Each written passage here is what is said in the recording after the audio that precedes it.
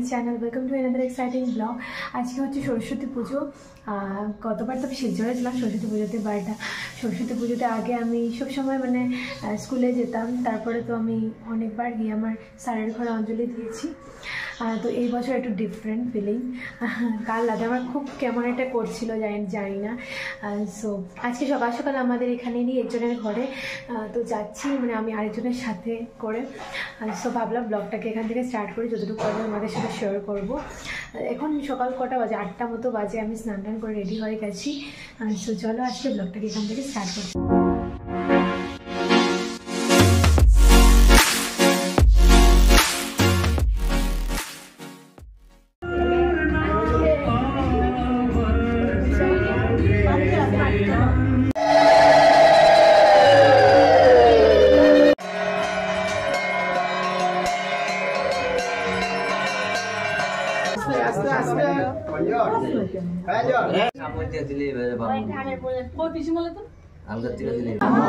চৌত পুষ্প বসন্তাদৌ তাং পিপামি রুগশুক বিনাশায় সুখ সম্পত্তি।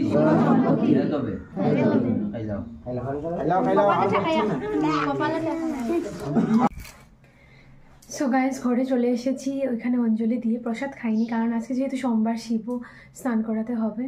আর আজকে আমাদের এখানে যেহেতু পিতলের মূর্তি আছে, তো ওইখানে পুজো হবে। তো এসে দেখছি আমার শাশুড়ি মা অলরেডি ঘট স্থাপন করে নিয়েছেন। এই দেখো, তো এই যে দেখতে পাচ্ছ।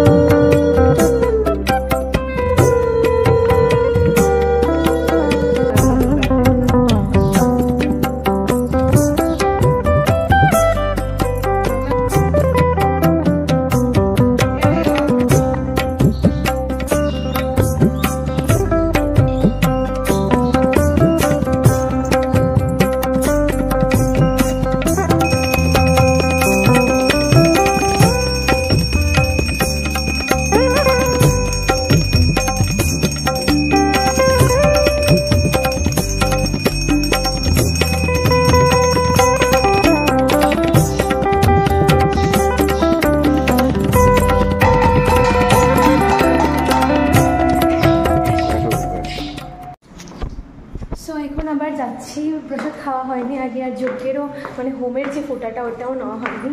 তো এখন আবার যাচ্ছি তার জন্য। কালকে হয়ে গেল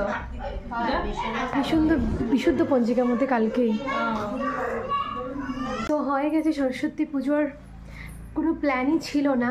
সো যাই হোক, অঞ্জলিটা দিতে পেরেছি, এটাই অনেক বেশি। আমি তো এটাও ভাবিনি।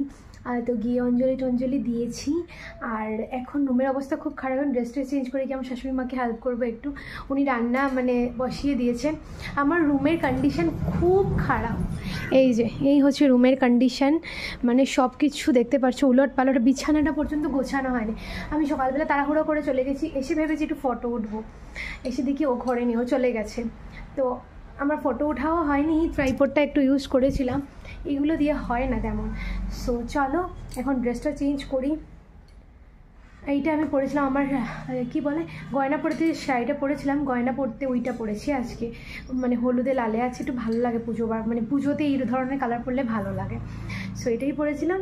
সো চলো এখন ড্রেসটা চেঞ্জ করে তোমাদের সাথে দেখা হচ্ছে।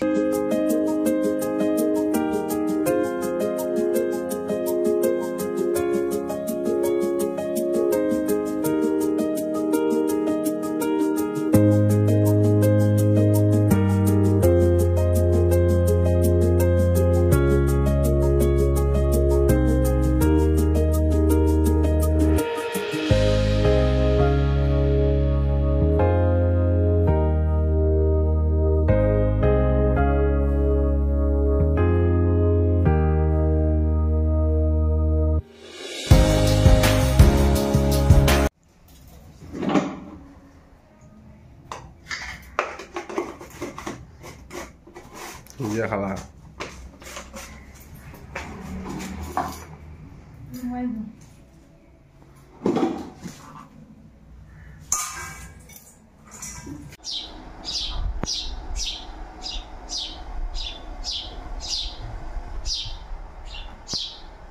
গাইস তোমরা বলো যে ওকে দেখে তো এক ফুটাও লাগছে না যে ওর বিয়ে হয়েছে, এক ফুটাও লাগছে না।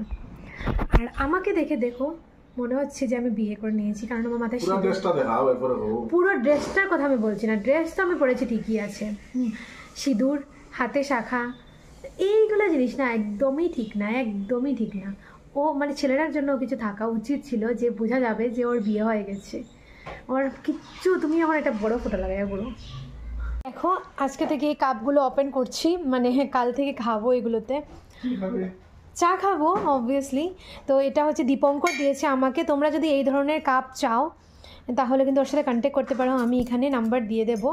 এই যে এখানে সুহাস ব্লগ লেখা, পৌলমী রয়, এই যে একটু দাঁড়াও, এই যে এখানে ফটো আছে আমার, দেখতে পাচ্ছ অনেক কটা ফটো, এই যে। আর এটা দিয়েছে হচ্ছে গিয়ে দীপঙ্কর, ওকে দিয়েছে অনুপম।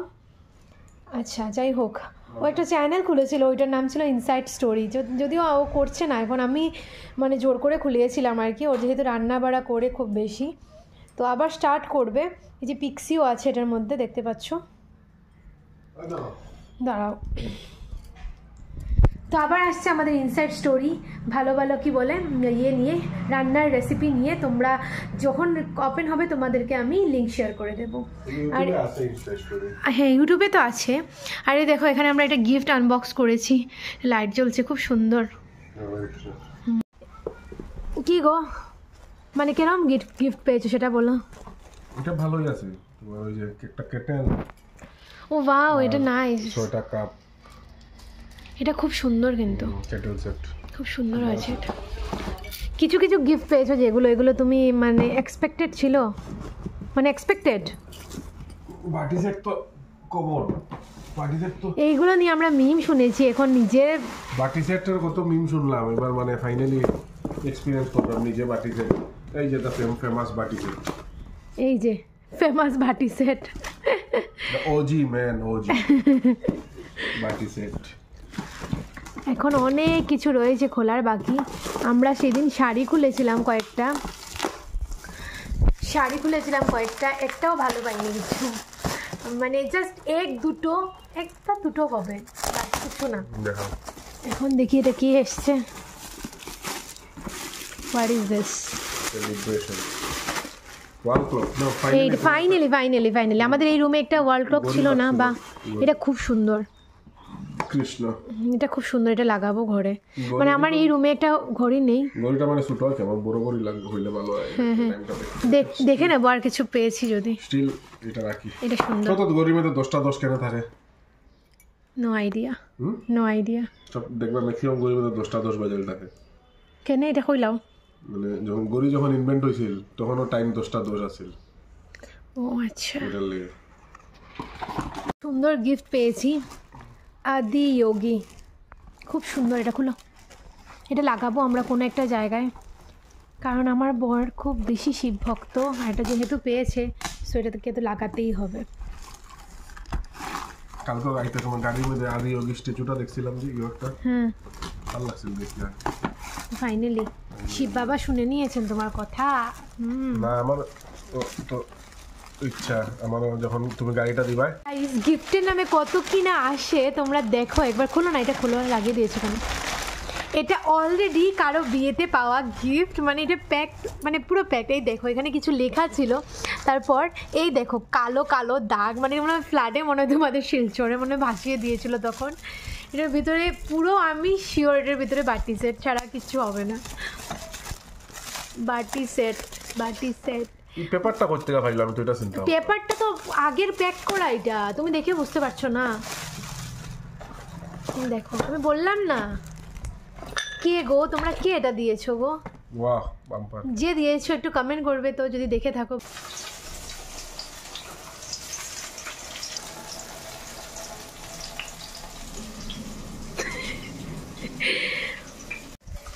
Guys, don't judge a book by its cover. এটা পুরো সত্যি ঘটনা। তোমরা এখানে আমি তোমাদেরকে একটু ভাজা দেখিয়ে দিয়েছি, দ্যাট ডাজন্ট মিন যে আমি রান্নাবাড়া করেছি। আমি কিচ্ছু করিনি, আমার শাশুড়ি মা করেছেন। আমি জাস্ট এখন মানে বড়াটা শেষ হয়ে গেছে বলে আমি মানে 4টা বড়া করছি আর কি। আর তোমরা ভাববে যে আমি কত কিছু করছি, রান্নাবাড়া করছি, কিন্তু আস্তে আস্তে করবো। এখন আমি পারি না এত ভালো করে আর কি। আর উনি খুব তাড়াতাড়ি ফাস্ট করে নেন, আমি করলে মানে লম্বা টানা নিতে হবে, আমার অনেক সময় লেগে যাবে। সো উনি করে দিয়েছেন, আমি ও খেয়েও নিচ্ছে। আমি জাস্ট ভাজাটা করবো, তারপর আমিও খাবো। এসছে লক্ষ্মীপুরের গিফট থেকে, জানি না কে দিয়েছো, তোমরা যদি দেখে থাকো তাহলে একটু বলে দিও।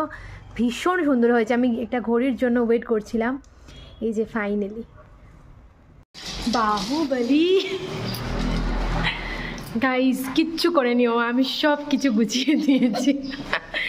গাড়িওয়ালা আখর সে কশরানি কা। ও ঠিক আছে, ও ঠিক আছে। Hi everyone, good evening. So এখন যাচ্ছি সরস্বতী পুজোতে, একটু বেরোবো, হয়ে গেছে লেট। সো আমরা বেরিয়ে পড়েছি, এখন যাচ্ছি রাজের পার্লারে। এছাড়া রাজ আমাকে কালই বলেছিল আজকে গিয়ে অঞ্জলিটা ওর এখানে দেওয়ার জন্য, কিন্তু সকালবেলা সেটা পসিবল হয়নি, আর আমি ওকে বলিও নি। আর সকালবেলা তো খুব চাপ হয়ে যেত।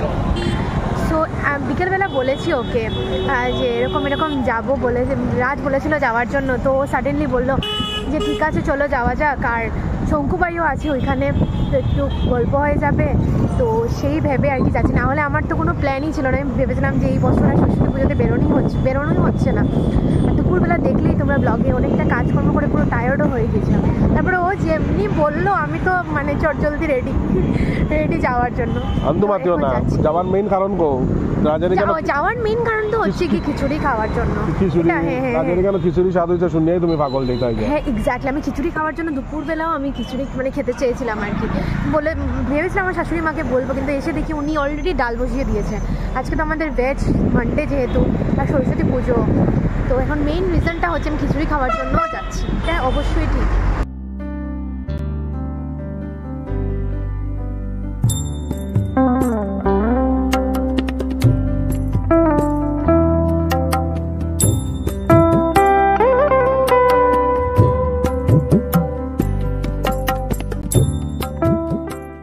আমাকে প্রসাদ দিয়ে দিয়েছে, ও নিজেও খাচ্ছে প্রসাদ। আর এই যে আমাদের সাথে আছে এখানে ভাই আমার। এই যে গাইস এখন খাচ্ছি আমি প্রসাদ, খিচুড়ি, যেটা খাওয়ার জন্য আমি এসছি। সত্যি কথা বলতে খুব খুব ভালো হয়েছে রে Raj, thank you thank you bro. Raj thank you bro. Thank you Raj, একদিন ঘরে আসো, জমিয়ে হবে আড্ডা। গাইস হয়ে গেছে, এখন আমরা বেরিয়ে যাচ্ছি। আর কোনো জায়গায় তেমন যাবো না, কারণ সরস্বতী পুজোতে এমন তেমন তো কিছু থাকেও না। আর একটু রাজার এখানে আসলাম, একটু গল্প করলাম, অনেকটা ফ্রেশ লাগছে আমার। সো চলো এখন যাবো, ঘরেই যাবো।